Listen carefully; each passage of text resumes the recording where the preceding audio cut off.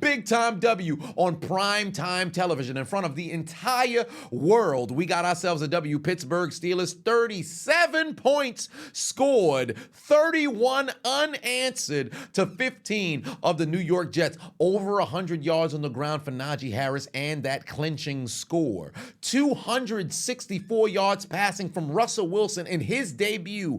Over 100 yards on 5 catches and his very first touchdown of the season for George Pickens, and our defense with 2 interceptions from our rookie. We did a sensational job throughout the entire day, but first and foremost, shout out to the New York Jets making things interesting throughout the entire first half, made the game look like it was fixing to go down to the wire, but we were able to pull away tail end of that second quarter and then throughout the entire second half. First and foremost, Mike Tomlin, my God, the adjustments that you must have made at halftime really went and showed its head in the second half. Furthermore, special teams coach, big shout out to that gentleman. We were denied a field goal block, or I should say an extra point block, and then we were able to go get it back in blood on a regular field goal. We got our hands up. We took care of business. Chris Boswell putting field goals through the uprights and good. You're the last of the killer bees. You still perform like a killer bee, and we love to see that week after week. Our offensive line only gave up 1 sack, and even still, that one was on a technicality. We protected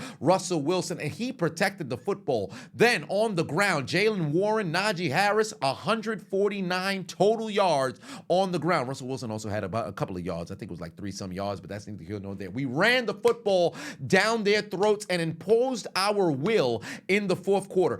That's Pittsburgh Steeler football. And on the night that we honored 50 years of the 1974 Super Bowl IX championship team, we played with their spirit out there on the field. Defense, we completely shut them down in the second half. Devontae Adams, welcome to the New York Jets. You did absolutely nothing. Your lowest yard total since with Aaron Rodgers since 2017. Now, granted, we were rolling some coverage over top, but that's football, baby. We took care of business. And truly, if Breece Hall was inactive for this game, or you poof, disappear him from the Jets offense, they did diddly poo, to quote Jim Mora. They did absolutely nothing if Breece Hall's not on the field. He had those gasher plays in the first half, but we absolutely shut that down in the second, and we showcased how we can make plays on our defensive side of the football. What a great interception from our rookie, making plays here and there, and then you ended up getting it off of ricochet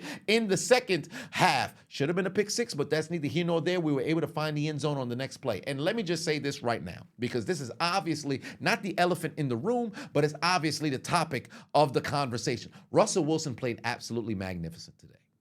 Started a little rough. Some balls that were thrown behind receivers. A mass amount of passes that was thrown into the ground for no apparent reason. We could chalk that up to rust, but then Russ started to cook. Because when he started vertically throwing that ball down the field, that was the element of our offense that we were not getting with Justin Fields. Now, granted, I've mentioned in the past of our games this season, there were a number of different passes that messed around and got called back due to penalty. We didn't have that issue in this game. For all intents and purposes, not only were we fundamentally sound, we were also incredibly disciplined. We did not have as much penalties on us this game as we had in our previous losses or even in some of our wins. We took care of business. In fact, I don't think we had a penalty on us in the second half, if I'm not mistaken.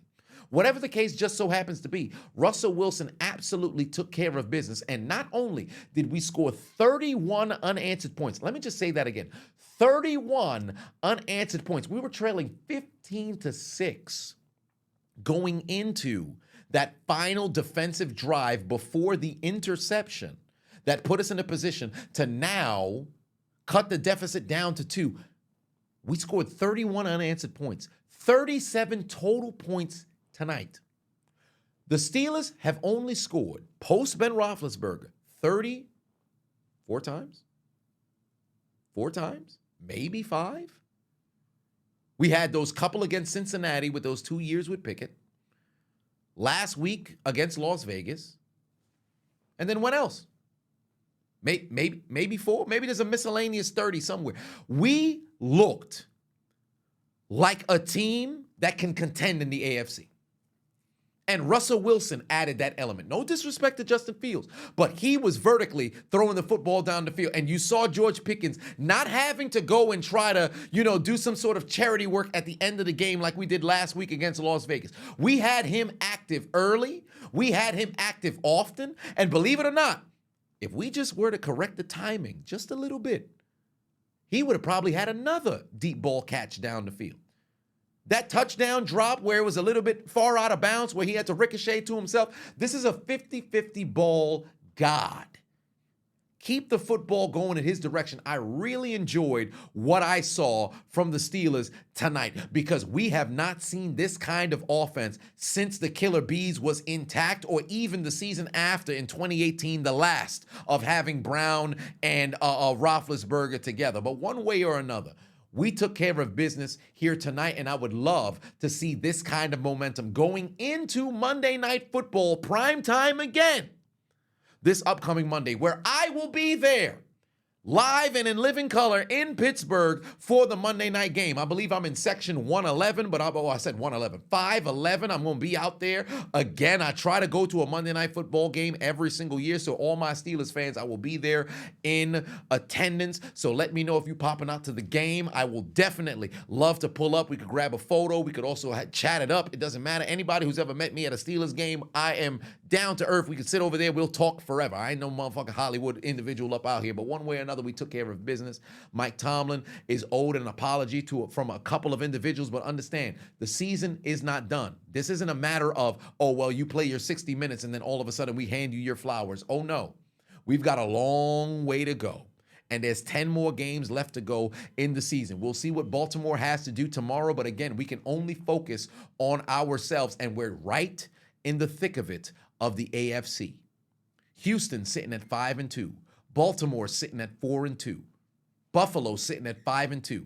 Kansas City still undefeated. But let's call it what it is. Granted, we're still in the infancy of the NFL season, but take a look around the AFC. Does anybody look like they can't be beat? I don't think so. So let's just figure out what our identity just so happens to be, continue to play this brand of football, and I promise you, we will have something to be said at the beginning of January. But we can only cross that bridge when that time does come. Get your hands up in the air, baby. Let's get this W. Steelers on 3, win on 6. 1, 2, 3, Steelers. 4, 5, 6, win. That's how you play football, baby. And I will see you next week in Pittsburgh when we take on the Giants. Trap game, fellas. Trap game. Don't get caught. Do not get caught. All these knockout commentaries had me thinking, why don't I knock someone out myself? So I came up with Knockdown Tea, guaranteed to help you sleep longer, sleep better, relax, and restore. Passion fruit flavored, so you know it's good. Simply take it 30 minutes to an hour before you go to sleep. And our slogan is 1 cup down for the count, 2 cups, throw in the towel. So make sure you click the link in my description. Head over to knockdowntea.com and grab your first pack today. Hey, I appreciate you watching the entire video. Make sure to hit the subscribe button and the like button on the way out if you haven't already. And on top of that, hit that notification bell as well. For whatever reason, YouTube's only showing my videos to 20% of my subscribers. So if you have already turned on the notification bell, turn it off, turn it back on. If you never turn it on, turn it on. I appreciate you.